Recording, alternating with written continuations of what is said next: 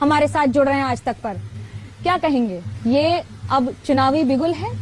क्योंकि अब चुनावी मिजाज में अमित शाह बंगाल में उतर रहे हैं। नहीं, ऐसा नहीं है। आज मेरा भारतीय जनता पार्टी की संगठनात्मक बैठकों का ही दौरा था, मगर जिस प्रकार का वातावरण मैंने यहाँ हेलीपैड से हॉल तक, हॉल से परिवार के घर तक, रोड पर देखा है, मुझे लगता है पॉलिटिकल पार्टियों से बंगाल की जनता को चुनाव की जल्दी है और परिवर्तन करने की जल्दी है।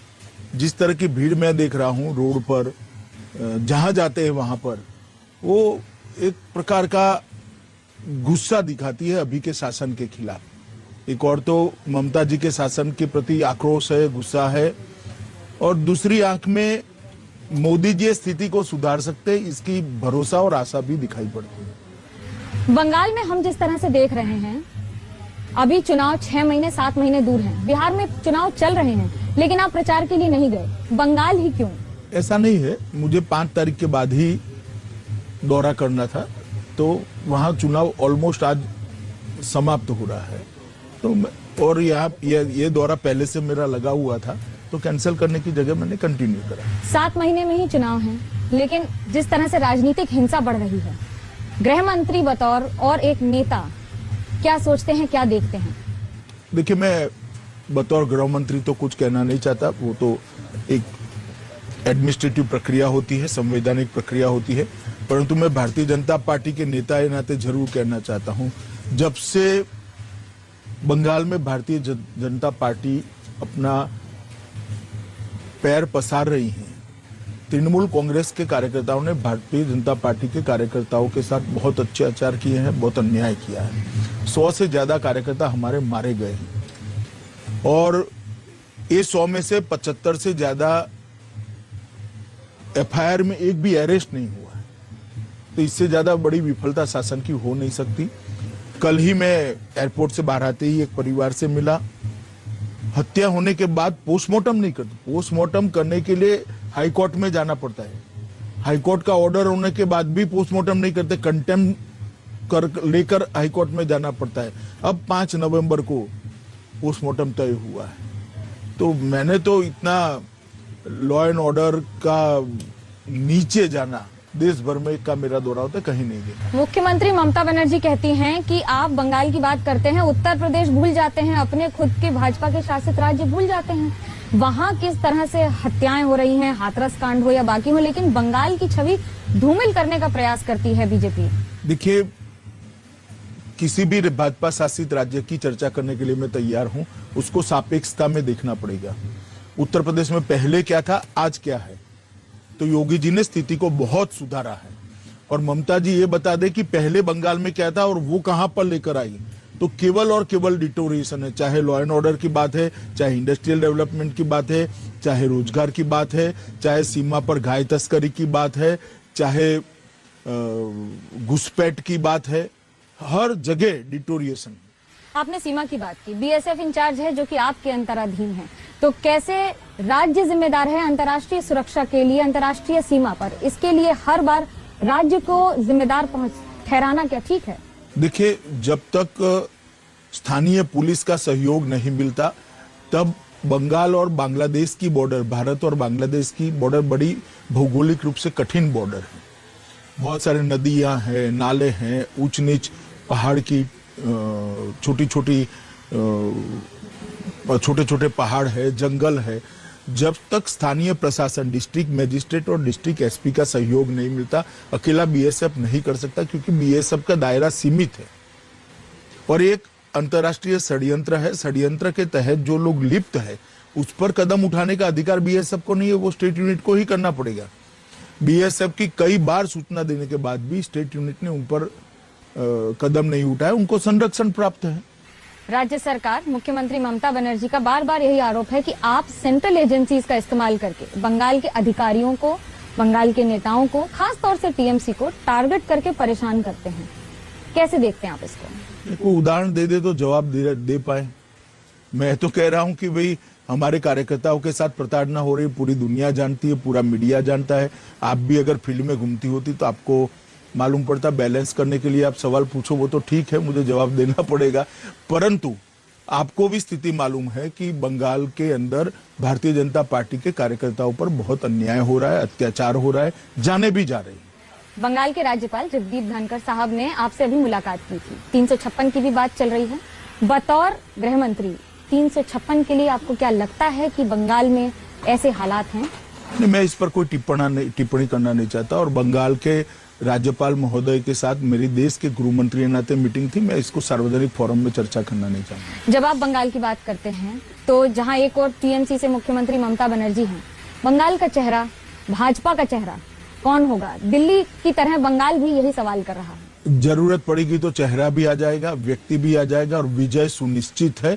2/3 बहुमत के साथ भारतीय जनता पार्टी यहाँ सरकार बनाने जा रही है। ममता दीदी इसको रोक नहीं सकती। सौरव गांगुली से बातचीत हो रही है?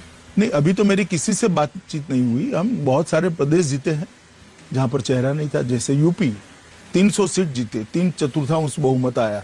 बिहार में चुनाव है, कैसे देख रहे हैं? क्योंकि 15 साल की एंटी इनकम्बेंसी को नेगेट नहीं कर सकते हैं, तो वहीं आंकड़े आपके तहत, आपके नजरों में क्या है?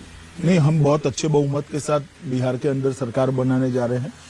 नीतीश बाबू के नेतृत्व में जंगल राज का पूरा परछाई बिहार पर से गया है, और जब से मोदी जी आए हैं 6 साल से बिहार के अंदर बहुत सारे केंद्र, पहले जो अन्याय करता था यूपीए की सरकार, उसकी जगह मोदी जी की सरकार ने बिहार के विकास को बहुत आर्थिक मदद भी की है और रणनीतिक दृष्टि से भी बहुत मदद की है, जिससे बिहार ऊपर आए। और बिहार की जनता को इसका संज्ञान है। मुझे पूरा भरोसा है कि हम बहुत अच्छे बहुमत के साथ नीतीश जी के नेतृत्व में बिहार में एनडीए की सरकार बनने जा रही है। जब आप भीड़ की बात कर रहे हैं तो तेजस्वी यादव की रैली में लाखों की भीड़ आ रही है और 10 लाख की नौकरी भी उन्होंने वायदे कर दिए हैं उसके। कैसे देख रहे हैं इसको? क्योंकि बढ़ती भीड़ क्या चिंता का विषय है आपके लिए? जरा भी चिंता का विषय नहीं है। देखिए, मैं इतना ही कहना चाहता हूं कि 10 लाख लोगों को सरकारी नौकरी देना, रोजगार देने की बात तो मैं समझ पाता था। सरकारी नौकरी देना, मुझे लगता है कि बिहार के बजट का आकार शायद उनको मालूम नहीं है। बिहार के बजट का आकार वो स्टडी कर लेते तो उनको मालूम पड़ता है, ये संभव ही नहीं है। मगर आज भी बिहार की जनता ना जंगल राज भूली है जो लालू जी के समय में थे, ना फिरौती करने वाले गैंग भूली है, ना नरसंहार भूली है, जिसमें 28, 30 लोगों को जाति के आधार पर हत्याएं कर दी जाती थी। ये सारी चीजें बिहार की जनता को जस की तस याद है, और मुझे पूरा भरोसा है। मेरे पास जमीनी फीडबैक भी है, मेरे कार्यकर्ताओं से बात होती है, जदयू के नेताओं से बात होती है। हम पूर्ण बहुमत के साथ जीतने जा रहे हैं। बंगाल में पक्षपात का आरोप आप पर लग रहा है कि आप अम्फन का पैसा बोलते हैं, भेजते नहीं है। केंद्र सरकार की स्कीम लागू की जाए तो पैसा दिया जाएगा, जीएसटी का पैसा ममता बनर्जी को नहीं भेजते हैं। कल मैं प्रेस कॉन्फ्रेंस में अम्फन का पूरा हिसाब किताब देने वाला हूँ कि किस हेड के नीचे कितना पैसा हमने भेजा है। मेरा ममता जी से चैलेंज है, बाद में वो हिसाब दे दे कि इसमें से कितना तृणमूल कांग्रेस के कार्यकर्ताओं के पास गया, कितना जमीन में उतरा है। वो कह रही हैं कि आप यहाँ रैलियां कर रहे हैं और कोविड फैला रहे हैं, क्योंकि कोविड के पैंडेमिक कानून को ताक पे रख के भाजपा जानबूझकर। आपको मालूम पड़ना चाहिए, इतनी सीनियर पत्रकार को मेरी एक भी रैली नहीं है। पार्टी के लिए नहीं, भाजपा के लिए भी नहीं है। मेरा हॉल का कार्यक्रम है जिसमें 242 कार्यकर्ता अपेक्षित थे। 2 सीट छोड़कर एक कार्यकर्ता बैठा है। पूरे कोविड के नियमों का पालन किया गया है। रोड पर जो भीड़ स्वतः आ जाती है, स्वयंभू आती है, इसको मैं नहीं रोक सकता, ममता दी भी नहीं रोक सकती। और मेरा इनको इतना ही कहना है कि 1 महीने में आपने की हुई रैलियों का फोटोग्राफ और वीडियोग्राफी जरा सार्वजनिक कर दो। और सबसे पहले वो फोटोग्राफी और वीडियोग्राफी बंगाल के प्रशासन को उनको देना चाहिए। और मेरे हॉल मीटिंग जो हुई है, हॉल में मैंने एक भी सार्वजनिक भाषण नहीं किया है, हॉल में किया है ना। कल तक मेरा एक भी सार्वजनिक भाषण है, सब हॉल मीटिंग है। उसका फोटोग्राफी वीडियोग्राफी में उनको भेजने के लिए तैयार हूं। मगर उनको मुझसे बहुत स्नेह है, उनको मुझ पर केस करना है तो वो कर सकती है, मुझे कोई आपत्ति नहीं है। मैं एक भी जो कोड ऑफ कंडक्ट है कोविड का, इसका एक भी जगह अनुपालना नहीं किया, ऐसी घटना नहीं। तो कह रही हैं कि राज्यपाल को ही भाजपा ने अपॉइंट किया है रोज रोज हमें परेशान करने के लिए। राज्य तो सरकार भाजपा- में कोई अच्छी बात दिखती ही नहीं है। नहीं, उनको राज्यपाल संविधान ही मालूम नहीं। भाजपा सरकार होगी तो भाजपा सरकार ही तो राज्यपाल अपॉइंट करेंगी, तृणमूल कांग्रेस थोड़ी ना करेगी। हम ही तो करेंगे, कौन करेगा? हमें ही करना है। जिसकी सरकार केंद्र में होती है वो राष्ट्रपति महोदय को अनुशंसा करता है और राष्ट्रपति महोदय इसको अपॉइंट करते हैं। जब आप केंद्र सरकार ये संविधान, ये कॉन्स्टिट्यूशन का स्कीम है, ये कोई अमित शाह का या भारतीय जनता पार्टी का स्कीम थोड़ी ना है। जब आप केंद्र सरकार की बात कर रहे हैं तो लव जिहाद के लिए कई राज्य आवाज उठा रहे हैं उस पर कानून लाने के लिए, कैसे देखते हैं बतौर गृह मंत्री? देखिए, लॉ एंड ऑर्डर स्टेट का इश्यू है।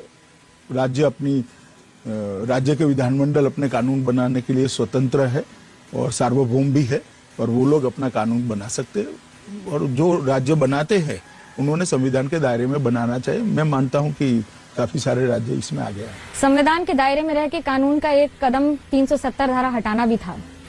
काफी महीने हो गए हैं, साल हो गए हैं, कैसे देख रहे हैं उसको? क्योंकि अब महबूबा मुफ्ती के साथ साथ फारूक अब्दुल्ला ने यहाँ तक कह दिया है कि हम तैयार हैं चीन से सहायता लेने के लिए, वापस लाने के लिए, और तब तक चुनाव भी नहीं लड़ेंगे। देखिए, इस तरह के बयानों पर मैं टिप्पणी करना नहीं चाहता। चीन से सहायता लेना इतना सरल नहीं है किसी के लिए। परंतु मैं इतना कहना चाहता हूं, देश भर की जनता और जम्मू कश्मीर की जनता धारा 370 हटने से खुश है, संतुष्ट है। और जो दावे करते थे कि हो जाएगा, वो हो जाएगा, इतने लोग मारे जाएंगे, कुछ नहीं हुआ जी। आराम से अच्छा चल रहा है, डेवलपमेंट हो रहा है। हर विधवा को वहां विधवा सहायता मिली है, हर वृद्ध को वृद्ध पेंशन मिला है, हर बच्चों को वजीफा मिलना शुरू हो गया है, गांव तक पानी पहुंचना शुरू हो गया है, हर घर में बिजली पहुंची। ये सारा काम तो यही समय में हुआ है। और पंचायत के चुनाव हो रहे, 70 साल से लोगों को पंचायत के चुनाव कराने का अधिकार ही नहीं था। ये अधिकार उनको नहीं मिला था। देश भर में 73 और 74 अमेंडमेंट आ गया, मगर कश्मीर में नहीं लगा था। हमने लगा दिया, सारे पंचायत के चुनाव हो गए। अब जिला पंचायत के भी चुनाव नवंबर 22 तक हो जाएंगे। चीन की सीमा पर भारत के साथ स्थिति है क्या? गृह मंत्री से ये सवाल। बहुत अच्छी है। मैं इतना ही कहना चाहता हूं, भारत की 1 इंच भी भूमि पर कोई कब्जा नहीं कर सकता। ये नरेंद्र मोदी सरकार है और हमारी टॉप मोस्ट प्रायोरिटी है हमारी सीमाओं की सुरक्षा करना। भारत के एक पड़ोसी हैं पाकिस्तान, जिन्होंने खुद ही कहा कि हाँ, हमने ये हमला किया है जिसकी जिम्मेदारी भी ले ली। क्या कहेंगे आप उस पर? और कैसे अंतर्राष्ट्रीय स्तर पर क्या ये कारगर होगा साबित करने के लिए कि किस तरह से आतंकवादी गतिविधियां पाकिस्तान में जारी रहती हैं? नहीं, वो तो हमारी एजेंसियां बहुत अच्छे तरीके से काम करती है। अंतर्राष्ट्रीय स्तर पर नरेंद्र मोदी सरकार ने पाकिस्तान को बहुत अच्छे से एक्सपोज किया है। इसीलिए धारा 370 हटाने के बाद भी अंतर्राष्ट्रीय फोरम में एक इक्का दुक्का छोड़कर किसी भी देश ने उनका समर्थन नहीं किया। जहां तक उनके बयान का सवाल है, मैं ऐसी तू में पढ़ना नहीं चाहता।